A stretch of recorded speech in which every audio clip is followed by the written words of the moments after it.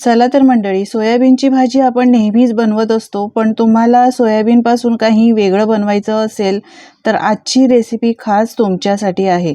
खूपच वेगळी रेसिपी आहे, संपूर्ण पहा, तुम्हाला नक्कीच आवडेल. यासाठी इथे मी सोयाबीन घेतलेले आहेत. हे बघा, सोयाबीनच्या वड्या आहेत, या लहान असतात मोठ्या असतात, तर मी या मोठ्या घेतल्यात. तुम्ही लहानसुद्धा घेऊ शकता. इथे मी पाणी गरम करायला ठेवलं आहे. यामध्ये अर्धा चमचा मीठ घालायचं आणि हे सोयाबीन यामध्ये घालायचे आणि थोडंसं पाणी गरम करून घ्यायचं आहे. यामुळे सोयाबीन छान मऊसूद होतात. एकदा मिक्स करून घेऊया आणि थोडंसं पाणी गरम करून घेऊया आणि त्यानंतर गॅस बंद करायचा आहे, झाकण ठेवायचं आहे आणि 15 ते 20 मिनिटासाठी असंच ठेवून द्यायचं. गरम पाण्यामध्ये ठेवलेले आहेत, घातलेले आहे सोयाबीन, त्यामुळे पटकन ते मऊसूद होतात. तुम्ही जर साध्या पाण्यात घालणार असाल तर कमीत कमी अर्धा तास तरी तसंच ठेवा. आता एक चटणी बनवायला घेऊया. मस्त आपण चटपटीत अशी चटणी बनवतोय. यासाठी मिक्सरच्या भांड्यात एक मोठा चमचा दही घातलाय. यानंतर मूठभर कोथिंबीर घालायची. कोथिंबीर थोडीशी जास्तच घाला. 2-3 हिरव्या मिरच्या, एक आल्याचा तुकडा घातलेला आहे. यानंतर 7-8 लसणाच्या पाकळ्या घालायच्या.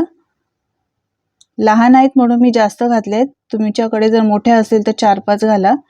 यानंतर थोडंसं पुदिन्याची पानं घातलेली आहे. चवीप्रमाणे मीठ घालायचं आणि झाकण लावून पाणी न घालता बारीक वाटून घ्यायचं आहे.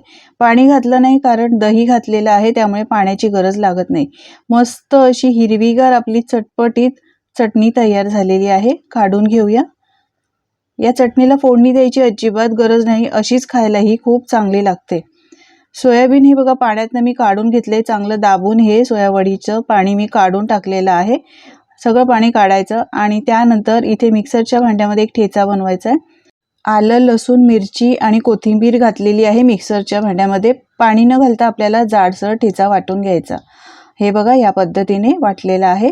आता यामध्ये सोयाबीन घालायचे आहेत आणि पुन्हा पाणी न घालता आपल्याला बारीक वाटून घ्यायचं आहे. तर पाणी न घालता हे बघा मी असं वाटून घेतलेलं आहे. आता हे एका बाउलमध्ये काढून घेऊया. मस्त असं 2-3 वेळा फिरवल्यावर बारीक होऊन जातं. यानंतर एखाद्या मिक्सिंग बाउलमध्ये काढायचं आहे. सगळा सोयाबीनचा चुरा मी काढून घेतला आहे. यानंतर मी इथे 1 वाटी चणा डाळ असते आपण भाजीमध्ये जी घालतो, ती मी अर्धा तास पाण्यामध्ये भिजत ठेवली होती, ती घातली आहे. 1 वाटी बेसन घातलेलं आहे. यानंतर अर्धी वाटी तांदळाचं पीठ आणि हे छान कुरकुरीत होण्यासाठी 2 चमचे मी इथे कॉर्नफ्लोअर घातलेला आहे. मंडळी, तुम्हाला माझी जर रेसिपी आवडत असेल तर प्लीज एक लाईक करायला अजिबात विसरू नका आणि तुम्ही कुठून पाहता ही रेसिपी हे सुद्धा कमेंट करून नक्की सांगा, म्हणजे मी तुमचे आभार मानू शकेन. आता एक बारीक चिरलेला कांदा घातलाय. यानंतर काही घरगुती मसाले घालणार आहोत. हळद घातली आहे अर्धा चमचा, 1 चमचा लाल तिखट, 1 चमचा काश्मीरी मिरची पावडर, 1 चमचा धणे जिरे पावडर, 1 चमचा जिरं आणि 1 चमचा अख्खे धणे खलबत्त्यामध्ये मी कुटून घातलेले आहेत, त्यामुळे फ्लेवर खूप छान येतो. यानंतर चवीप्रमाणे मीठ घालायचं आणि पाणी न घालता सगळं साहित्य एकजीव करून घ्यायचं. पाण्याची अजिबात गरज लागणार नाही कारण सोयाबीनमध्ये आहे ना मॉइश्चर थोडंसं असतंच, तर यासाठी आपले हे बॅटर पूर्णपणे व्यवस्थित मिक्स होतं. हे बघा छान असं बाइंडिंग आलेलं आहे. यानंतर हाताला थोडंसं तेल लावायचं आणि या अशा कटलेट्स बनवून घ्यायच्या. आपण मस्त सोयाबीनचे पौष्टिक कटलेट्स बनवतोय. याला सोयाबीन टिक्की किंवा सोयाबीन कबाब म्हणू शकता. खायला खूपच भारी लागतात.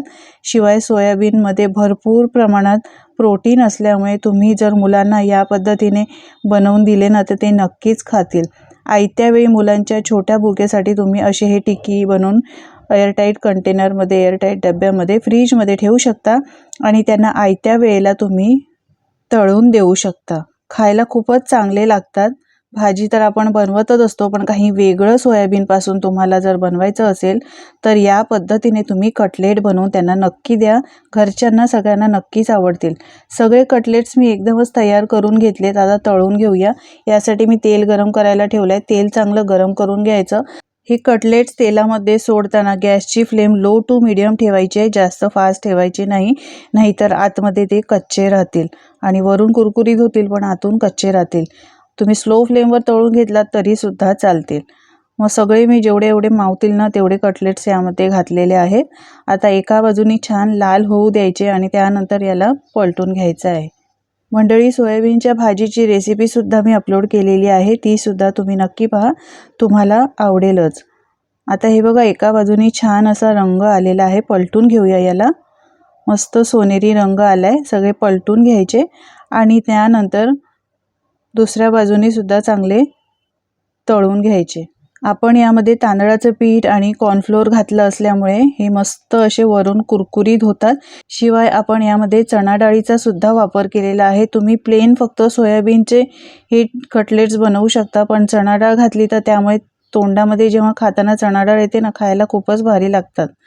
मस्त असा सोनेरी रंग आलेला आहे. आता हे कटलेट्स काढून घेऊया आणि बाकीचे सुद्धा याच पद्धतीने तळून घेऊया. पाहू शकता किती सुंदर रंग आलेला आहे. लो टू मीडियम फ्लेमवर तळून घ्यायचे, म्हणजे आतून पण छान तळले जातात, अजिबात कच्चे राहत नाही. तर सगळे कटलेट्स हे बघा मी तळून घेतलेले आहेत. एक कटलेट दाखवते पहा, किती मस्त आहे. हे अजिबात तेलकट बनत नाही, हे बघा. शिवाय हिरव्या चटणीबरोबर सर्व केले आहेत. हिरवी चटणी जी ही बनवली आहे ना, या पद्धतीने तुम्ही एकदा करून तर बघा. तुम्ही या पद्धतीने करून बघितल्यानंतर तुमचे अनुभव माझ्यासोबत शेअर करायला अजिबात विसरू नका. माझी खात्री आहे तुम्हाला आजची रेसिपी ही आवडलीच असणार. जराही आवडली असेल तर लाईक करा, शेअर करा आणि अशाच नवनवीन रेसिपी पाहण्यासाठी चॅनलला सबस्क्राईब करा. पुन्हा भेटूया अशा छानशा वेगळ्या रेसिपीसोबत. धन्यवाद.